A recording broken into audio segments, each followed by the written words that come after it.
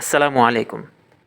আমরা অনেকেই ওয়াইফাই অথবা ইথারনেটের কেবলের ইন্টারনেটের লাইন যেটা চালাই, মাঝে মাঝে আমাদের সমস্যা হয়, কানেকশান থাকে না, অথবা কম্পিউটারের অপারেটিং সিস্টেমের মধ্যে যদি কোনো সমস্যা হয়ে থাকে বা ড্রাইভারের কোনো সমস্যা হয়ে থাকে, সেই সময়ে নেটের লাইনটা থাকে না বা কানেকশানের সমস্যা হয়।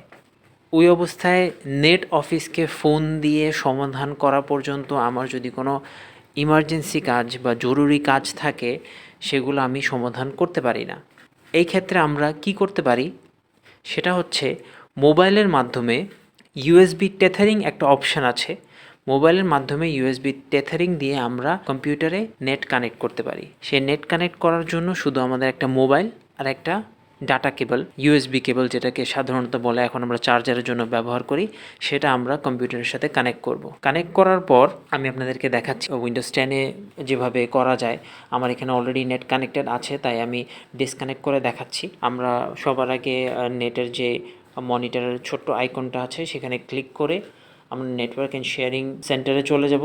সেখানে ইন্টারনেট ডিসেবল করে তারপরে আমরা মোবাইলের স্ক্রিনে চলে আসতেছি। মোবাইলের স্ক্রিনে আমরা সেটিংসে যাব।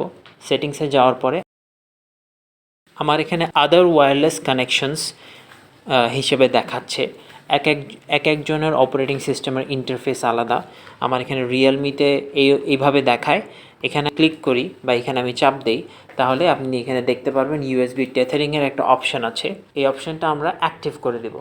এই অপশানটা যখন আমরা অ্যাক্টিভ করব, তখন মোবাইলে যদি ওয়াইফাই কানেক্টেড থাকে বা মোবাইলের নিজস্ব ডাটাও থাকে, ধরে নিলাম আমার ওয়াইফাইতে সমস্যা, তো আমার মোবাইলের যে ডাটাটা আছে সেই ডাটাটা আপনার কম্পিউটারে ট্রান্সফার হবে। কম্পিউটারের নেটের যে আইকনটা আছে সেটা আবার অ্যাক্টিভ হয়ে যাবে, আপনি নেট কানেক্ট করতে পারবেন। আসুন আমরা নেটটা কানেক্ট হয়েছে সেটা দেখার জন্য ক্রোমে যে কোনো কিছু একটু ব্রাউজ করে দেখি।